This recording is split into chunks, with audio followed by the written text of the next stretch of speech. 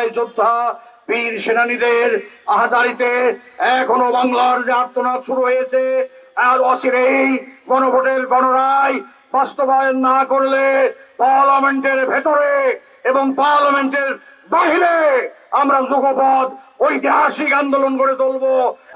আমরা সরকারকে সংসদে বুঝিয়েছি, গণভোটের রায় যদি ব্যর্থ হয়ে যায় আবার একটি ফ্যাসিস্ট সরকারের উদয় হবে। এদেশের জনগণ আর ফ্যাসিস্ট সরকারের উদয় চায় না। আপনারা দেখেছেন ইতিমধ্যে সরকার নির্বাচন কমিশনে তাদের নিজেদের লোক নিয়োগ করে শুরু করেছে। ইসলামী কি নিশ্চিহ্ন হয়েছে?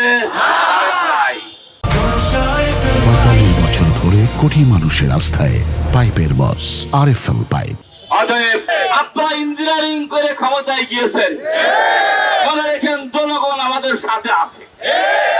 অতএব আপনারা যদি সোজা পথে